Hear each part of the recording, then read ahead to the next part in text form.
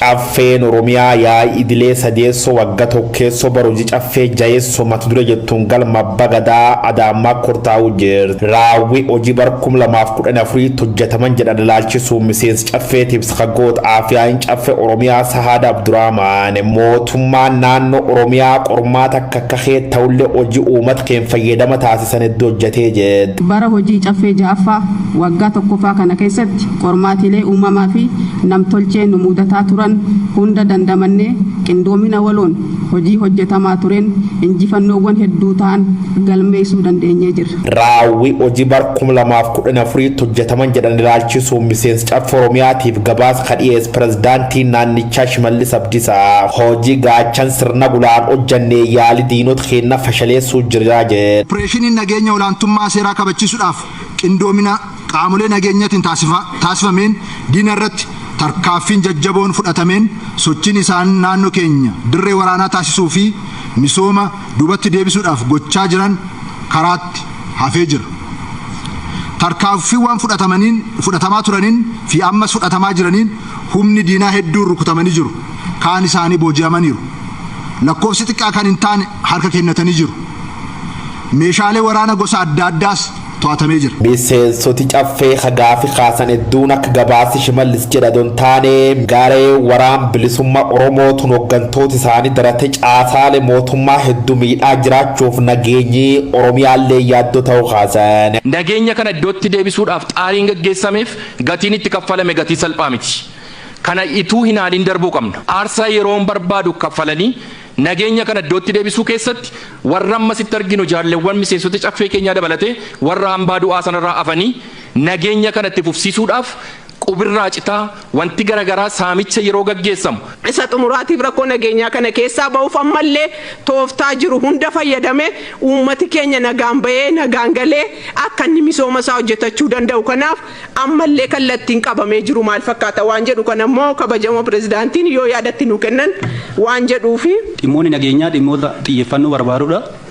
Dhimma nageenyaa kana keessaa ba'uudhaan wanti bu'uurarraa rakkoo ta'e maal inni jedhu akka gaaffitti odoo nu qabame. Dhimma nageenyaan kun nu faana harkifachaa jira. Kanaaf akka mootummaa naannoo Oromiyaatti dhimma kana keessaa ba'uudhaaf wanni akka filannootti taa'ame hin jiru kan jedhu osoo akka gaaffitti qabame. Uummatni keenya nagaan bahee nagaan galuun gahee harki keenya jiru waan ta'eef nagaa naannoo keenya eeggachuuf gahee keenya eeggachuuf gaheen nu qabnu olaanaa jechuu barbaada. Hammalee rakkoo qaala'insa jireenyaa ongeef dhimmoota akka dabalatee baajata barkanaallee ilaalchisuun caffeen tuun itti fufiisaan korgootii jedhu. Maanguddoon umurii 85 kan ta'an obbo Baatii Odee Arsii Lixaanaa Shaallaatti ji'a tokkoof erga hidhamanii booda halkan kaleessaa mana hidhaarraa baafamuun haala suukanneessaan ajjeefamuun isaanii dhagahame. Godina Arsii Lixaanaa Shaallaa magaalaa Ajjeetti maanguddoowwan umuriin raagan baay'inaan 6 ol ta'an mana hidhaa keessaa baafamuun bakki buutee isaanii dhabamee jiraachuus himanii jiru. Maddeen keenya guutuun oduu kana itti aanee dhiyaata.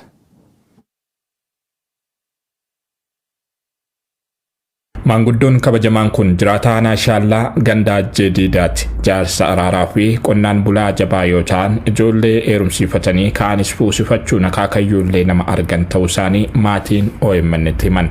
Ji'a tokkoon dura ooyiruu qonnaa isaanii keessaa hidhattoota mootummaatiin kan fudhataman obbo Baatii Odee ergasiis magaalaa Ajjeetti geeffamuun waajjira poolisii keessatti hidhamanii turaniiru. Maanguddoon umuriin isaanii 85 ta'an obbo Baatii Odee godina Arsii Lixaa aanaa Shaallaa magaalaa Ajjeetti ji'a tokkoof erga hidhamaniin booda mana hidhaarraa baafamuun haala suukanneessaa ta'een ajjeefamanii gatamuu isaanii bilbilaan dhageenye jedhu maatiin. Keessattuu shaneedha bakka inni jiru fida jedhamee maatii isaa wajjin dararaa turanii ji'a tokko turanii achi mana hidhaa aanaa Shaallaa keessa ergasii mana sirreessaa Asallaa guyyaa tokko bulchanii ergasii hin baasanii halkan lammaffaati immoo ajjeesanii reeffa hin argine nu foto qofa argine. Reeffa abbaa keenya argannee awwaallachuuf carraa hin arganne kan jedhan maatiin nama kanaa mana hidhaatii baasanii erga ajjeesaniin booda reeffi akka hin kaaneef milishaan hawaasa naannoo akka tiksu taasifamee ture. Iyyaa fi wawwaannaa hawaasa naannootiin kaafamanii dhumarrattis poolisiin reeffa isaanii fuudhuun bakka nuti hin beeknetti miliqseera jedhu.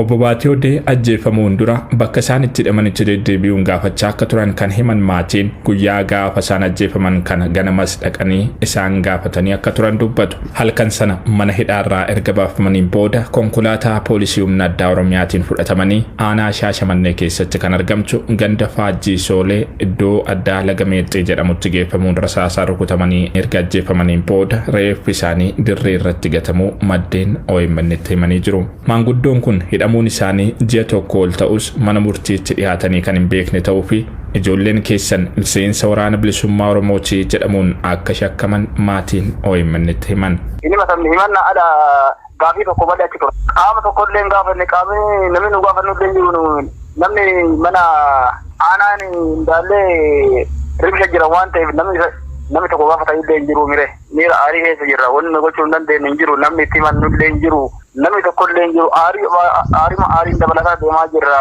kaafees fidaan hin jedhaa kaan hidha dararaa haawwatii obboleeyyan keenya indaallee isaanii namni raasaa jira tokkollee hin jirani gara mana hidhaa irra gaggeeffamaa jiran.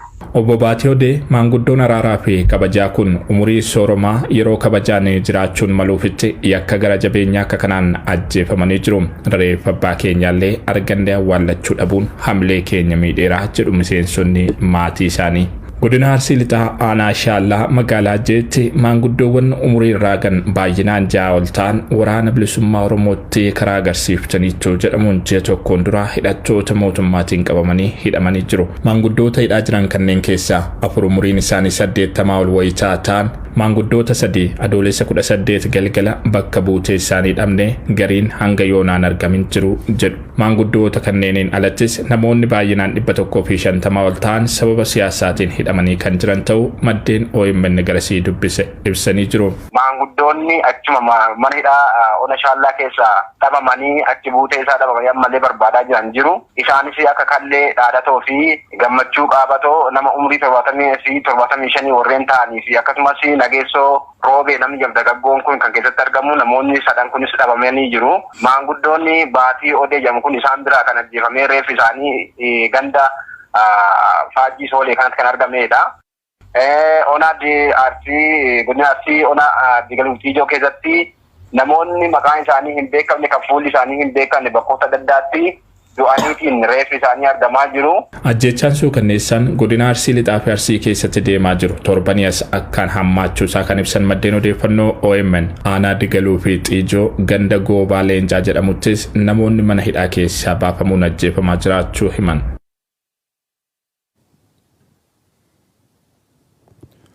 Haaluma wal fakkaatuun godina Shawaa Kibba Lixaa aanaalee garaagaraatti hidhaa fi ajjechaan waraana mootummaatiin uummata nagaa irratti raawwatamu hammaatee itti himamee jira.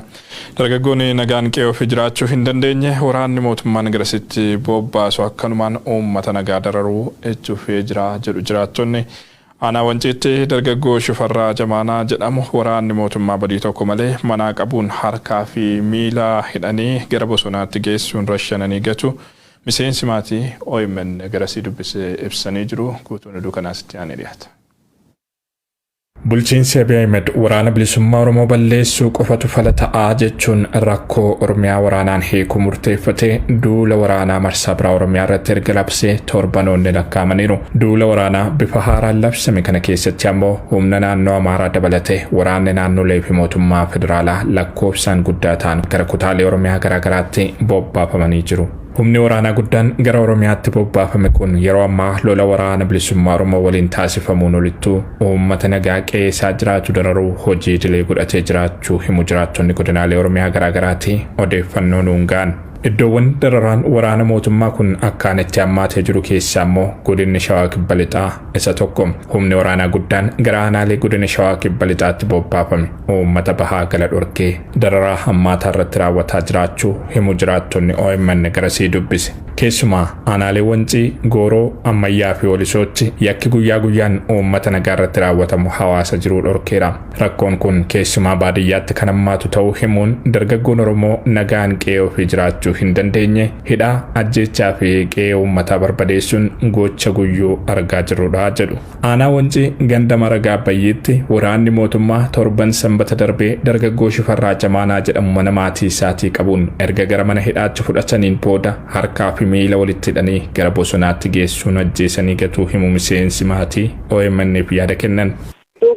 Maalum goona qinqatii dhiyayin akka beeka maaluma sirriitti nareega darbee sanbata darbee darbee sanbata darbee manuma mootummaa qabanii mana raasanii hidhaadha jedhanii mana dhaasii harka isaanii miila isaa hidhanii akka wayii keessatti galchanii koftee isaa qabanii insumaa ammoo ijoolleen itti wayii argitu ijoolleen itti wayii mikaa'ila qaabee kan jedhamu tokko kan yaalanii. Dargaggoo Shifarraa Jamaanaa nama umuriin 22 dirqamni maatii harka qalleessa jiraachisuu irratti kufee ture jedhu. Yeroo gochi hammeenyaan guutame kun irratti raawwatamutti badiin namni kun raawwate tokkollee akka hin turre himan. Qaama hidhate waliin hidhata qabdaa jechuun gochisuu kanneessaan kun kan irratti raawwatame ta'us nama hirmaannaa siyaasaa tokkollee hin qabne ture jedhan miseensi maatii gadda keessa ta'anii haala isaan mudatee jiru nuuf ibsan. Homaa balleessaa waa tokkoon qabu haati shitaadha obbolaan lama duudaadha ilmoo dubaraan qabanii warra halkanii biyyaanii waan turtaanidhanii miila qaqqabanii guyyaa gaaf tokko miilli isaa isaan faana oolee hin beeku guyyaa gaaf tokko isaan qattumaa manaa bahee hin beeku haadhaatti agarsiisa haadhaa dhechee haraa.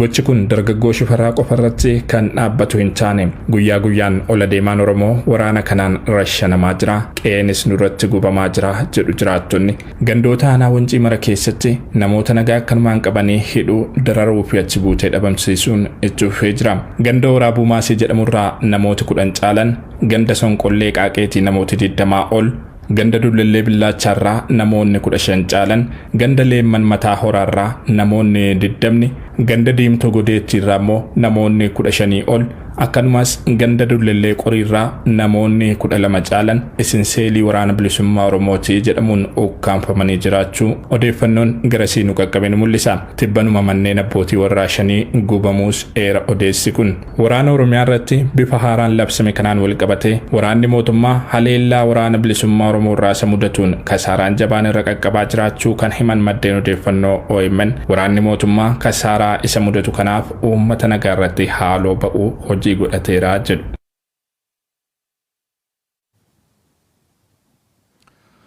Ajjechaan waraanni mootummaa raawwatu kun itti fufuun godina Wallagga Bahaanaa eebantuuttis waraanni mootummaan bobbaasee fi humni shororkeessaa faannoo qindoominaan haleellaa raawwataniin namoonni nagaan ajjeefamuu jiraattonni OMN itti himanii jiru.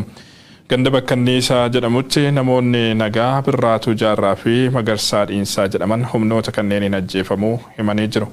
Gandoota aanaa eebantuutti humnoonni mootummaan bobbaasee uummata nagaa reebaa hidhaa fi raarsaa akka jiranis jiraattonni OMN'if ibsaniiru.